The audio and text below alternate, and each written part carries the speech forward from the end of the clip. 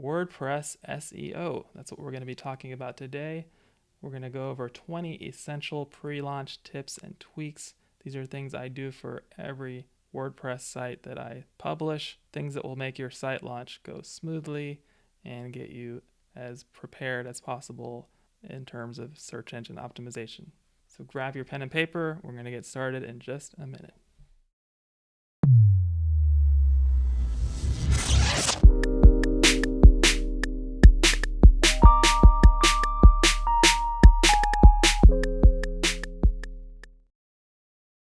WordPress is one of the most popular and widely used content management systems around today. It's used by millions of people. The reason why it's so popular is because it's really easy to use. It's got a really huge developer community, and it has tons of free templates and plugins. When it comes to SEO, WordPress isn't bad. If you used it just as is, you might be okay, but you have to remember it's 2016, almost 2017 now, and there's a lot of competition out there, so you need to do everything you can to make it as optimized as possible for the search engines, and that's what we're here for today. Now, if you're watching this video on my website, then you're already seeing the article, but if you're watching it on YouTube or somewhere else, make sure to check the description for a link to the full article and a PDF version of this checklist. All right, let's get started. All right, this is the first step, and it's a very important one. It's to block search engines until your site is completely ready. Now, this is going to be while you're installing. You'll get a few questions. They ask for your password. This is kind of right after that. It's going to ask, do you want to allow search engines to index this site? That sounds like something you might really want to do, but you really want to wait. Just uncheck that little checkbox. And what it's going to basically do is add a no index tag to all of your pages. That will make it so that Google cannot record what is on your pages until you are completely ready. Now, if you don't know why or you're not sure why, just hold on and we'll get to that in the next few steps. All right, number 2, choose a domain, www or not, and stick with it.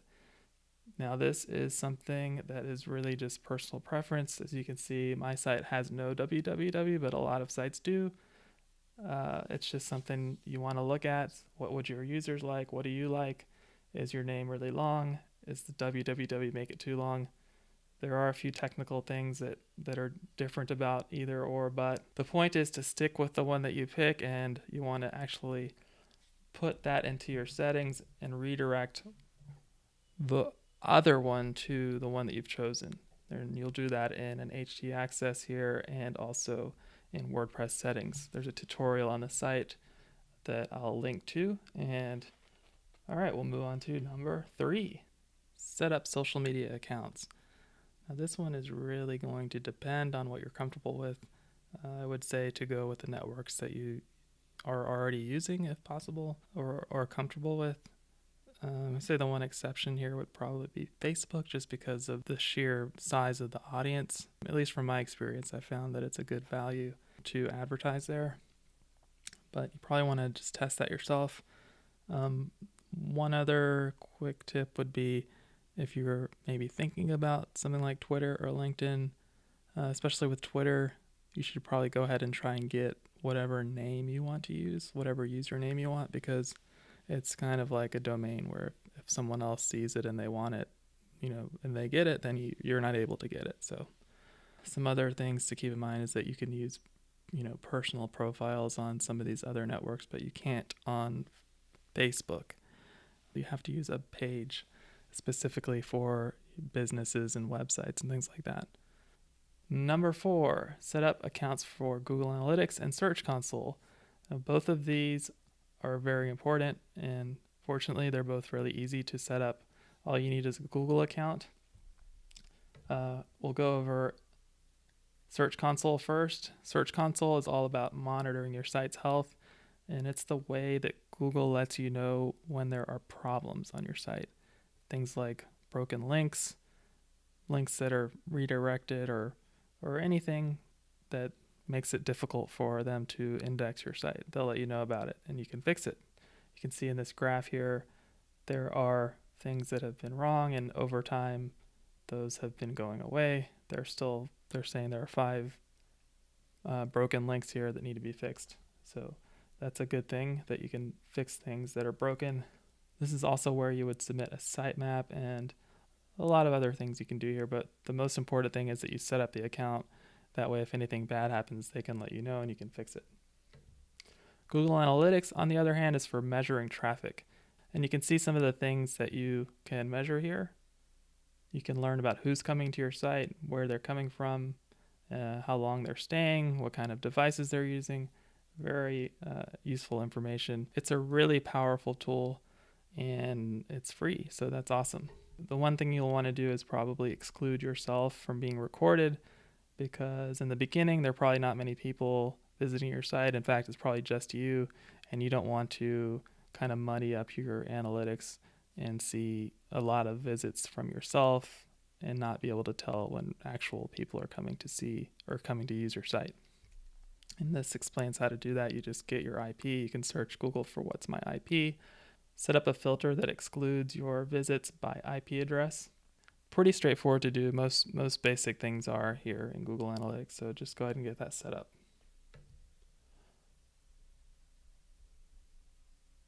Number 5, don't let categories and tags get out of hand.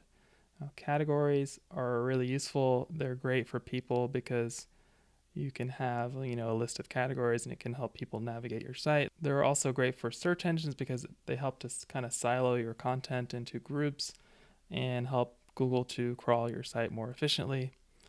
So the problem here is that they're really easy to add, and I have in the past added way too many categories. So you want to plan out the categories you're going to use before you get started writing. It's probably a good idea to have about 5 to 10, make them very broad. I like to have really general categories, and then you can get specific with the tags. Number 6, choose a permalink structure and stick with it. I like to use the post name only, just because I feel like you have more control over what your URL is going to be, what keyword is in it. Number 7, delete WordPress sample content. Now this one is a really funny one because of the number of people who forget to do this.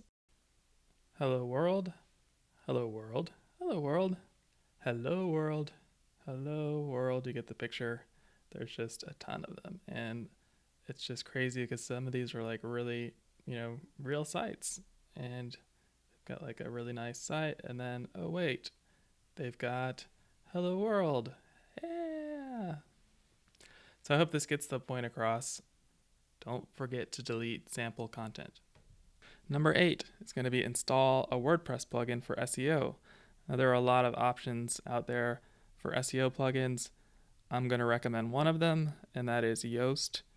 Yoast has been around for a while. It's a really good plugin. It's got a lot of features, and I think the main reason I want to recommend it is because it's a good one for beginners.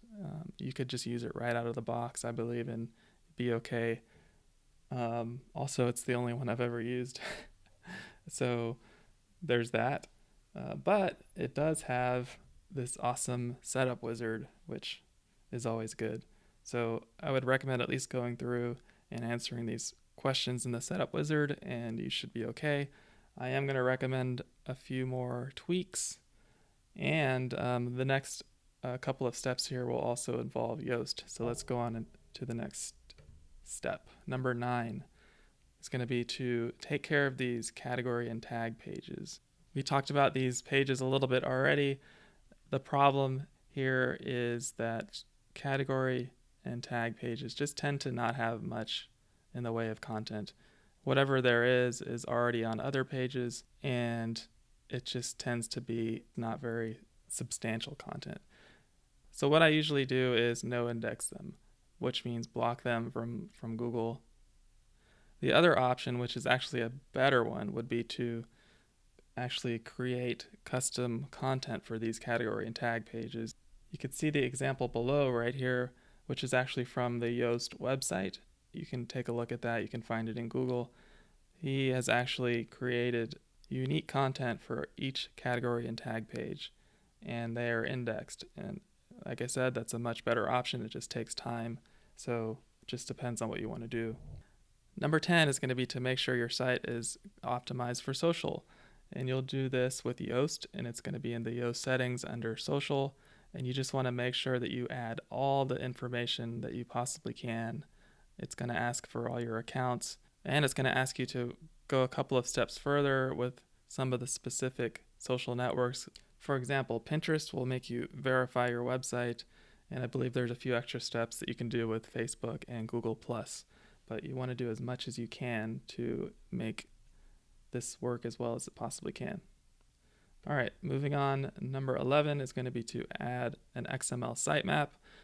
This comes with Yoast, and it is already set up sufficiently, but you probably just want to go through and make sure that you've got posts and pages definitely added to the sitemap, and just not a bad idea to go through and just take a look and see what's included. Number 12 is going to be to optimize your pages for speed, and this will improve user experience, and it can improve your rankings. And while WordPress is a great platform, it has the potential to get really slow, especially if you add a lot of plugins or if you find a theme that's really slow. There are a few things you can do to combat this. The first one is to add a caching plugin. Now, there are a lot of them, which is a good thing. There are two that I've used, W3 Total Cache and WP Super Cache. They both do about the same thing, which is they take your dynamically created pages and they turn them into a regular old flat HTML file, and that just reduces the need to go to the database, which will speed things up. Another important factor for speed is going to be your theme. You want to try to find one that looks good and has the features you want without a lot of extras. Number 13 is going to be to make sure your site is mobile friendly. People did this in a lot of different ways in the past. Now, especially with the recent announcements from Google that they're going to be primarily indexing the mobile version of a website, it's better to not have a separate mobile version, which means you should get a responsive theme or responsive layout. And that just means that your website will show a different layout to different screen sizes. So if someone comes on a small handheld device, your layout will conform and change so that everything fits. And if your visitors are on a large screen, again, things will change so that everything's visible there. You can go to the WordPress theme directory, and there are a lot of free themes there that are responsive. Or you can purchase a theme. You just really want to make sure that you go to a reputable source. Number 14 is going to be to add some content and standard pages to your site. I'd recommend adding at least a contact page, an about page, and one or two articles or blog posts. This will just ensure that when Google does come, you'll be sending a signal that, there's some substantial content on your site and it's a place that's worth coming back to. Number 15 is going to be to set up a static homepage. This is optional. It's just something I like to do. I don't like the idea of having like a blog for a website. I like it to look more like a website that has a blog attached to it. So it's pretty easy to set up in most themes. You'll just go to your settings under customize, and there's a setting for static front page.